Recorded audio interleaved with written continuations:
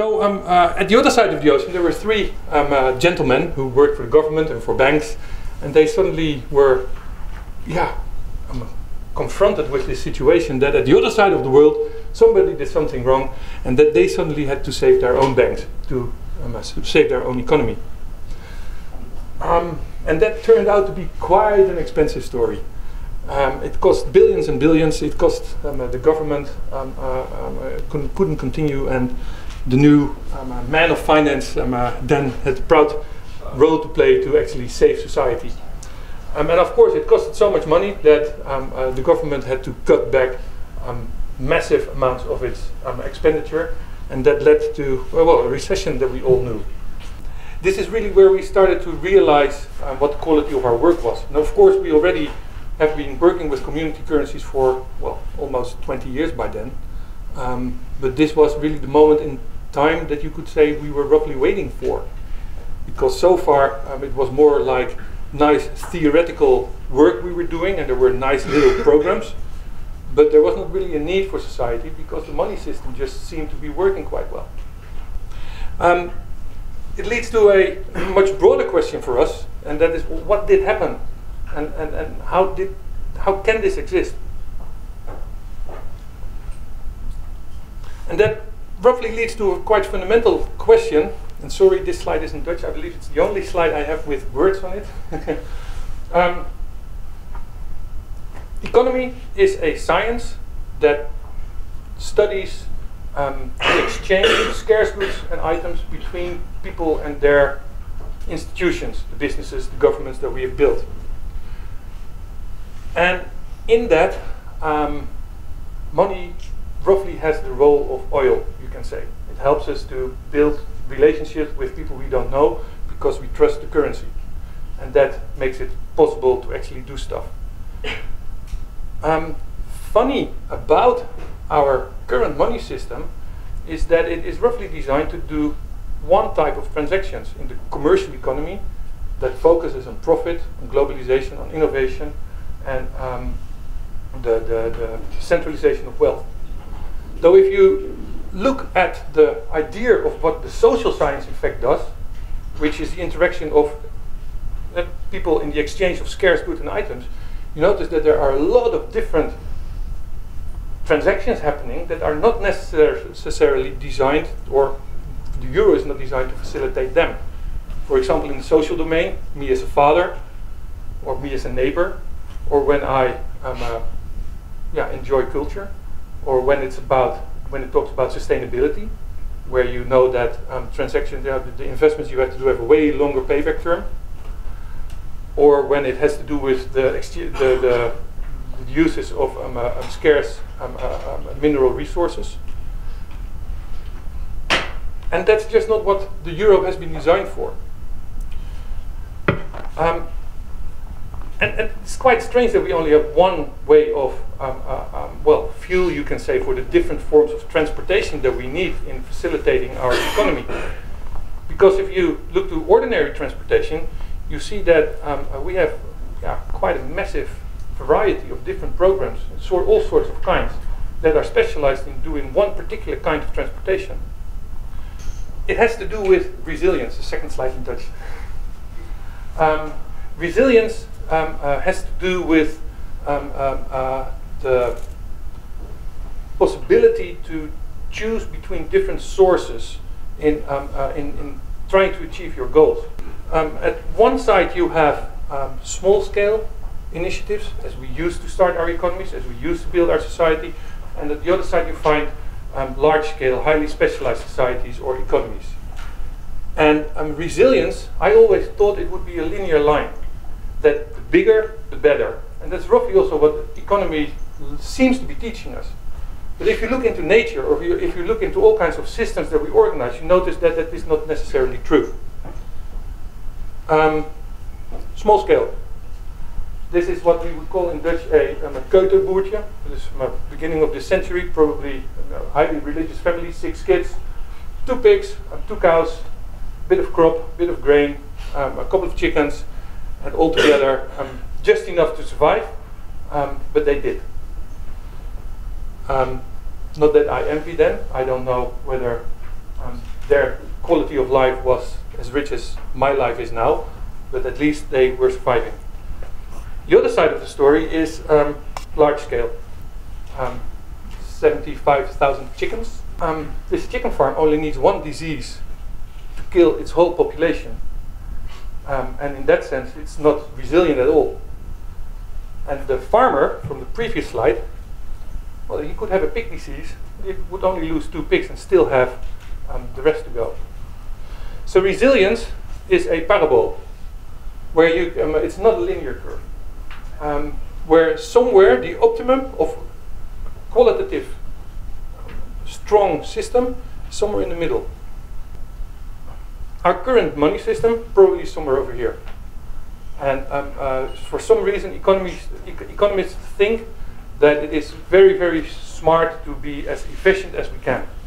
But by that, and that's what the global money system has been proving over the last years, you also become quite vulnerable for diseases like a mortgage plan that doesn't work, or a country with too rich people hiding for taxes.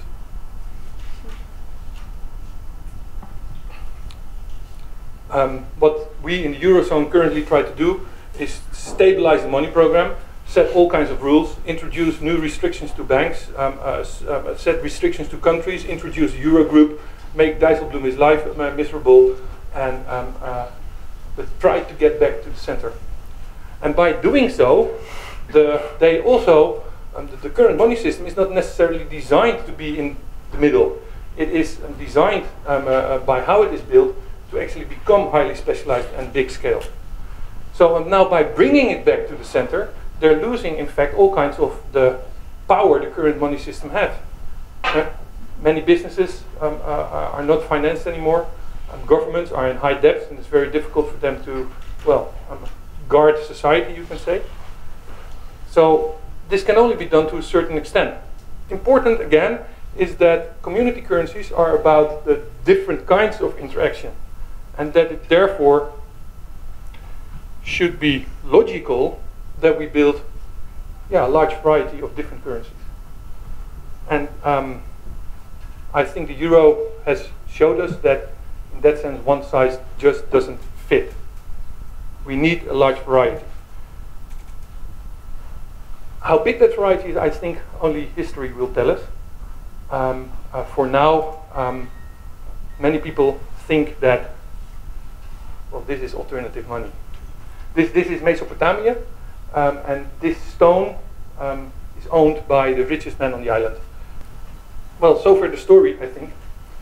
Where we now stand is that 20 years after I stepped into this domain, we recognize something like 15 different forms of community currencies that serve very different goals and that have very different qualities, but are really building into the diversity and bringing back resilience.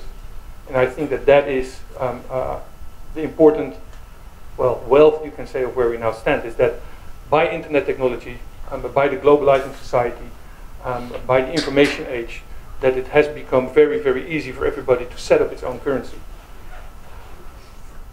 That is both positive as negative, because building a currency is a profession. It sounds, the idea of building something by yourself is very appealing, and conceptual it's easy, but in actually managing programs that are sound and that do what they need to do, it turns out to be quite specialized. So what we currently find are roughly 3 groups of different community currencies, as we started to call the phenomenon. One group is more in the idealistic domain, where it starts mainly, people become enthusiastic by the idea that you can actually start your own currency, and without any, well, deeper knowledge of the idea, people start building programs. And so we find a lot of those programs, but they remain very small, they remain very vulnerable, and they only some of them turn out to be strong enough to actually start helping to build in society. A second larger group is the more traditional commercial currencies, which are in the private domain, and in that family it is mostly businesses that trade amongst each other with paying each other in barter credits, as they call them, which is roughly an interesting way of doing bookkeeping, virtual money. And but that's more than 400,000 businesses in more than 1,000 networks worldwide that trade about well, $30 to $40 billion on a yearly basis in those networks.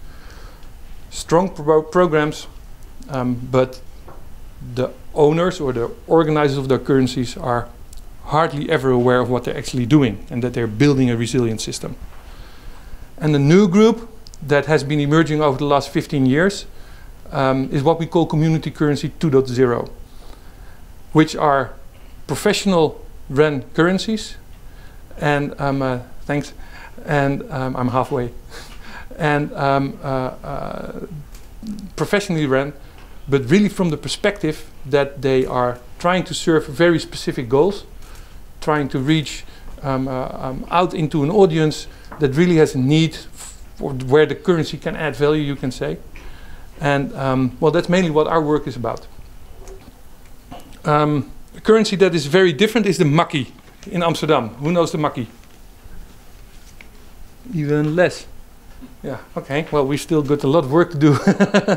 Makkie is a completely different program because it is not connected to the euro whatsoever. It's not working with, it's not working in the formal economy, it's working in the social economy, because one Makkie is 1 hour of your time.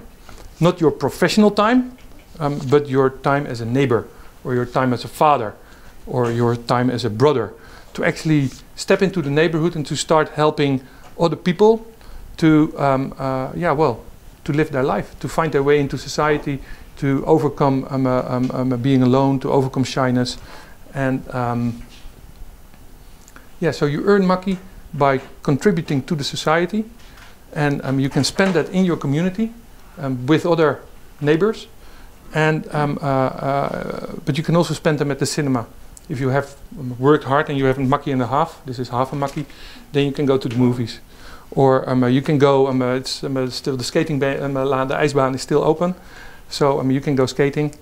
Or in the summer you can go to the swimming pool, or you can go to open air films, or you can, well, have a second cup of coffee for free at a bar.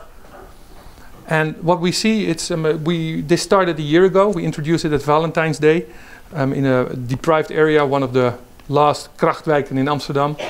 And currently it's more than 500-600 people that use it, and that actually, yeah, well, people start finding each other, they start exchanging goods and services, they train their professional qualities, which helps them to find jobs again. It builds friendships, it helps people to get away from isolation. And there are very beautiful stories around Makkie.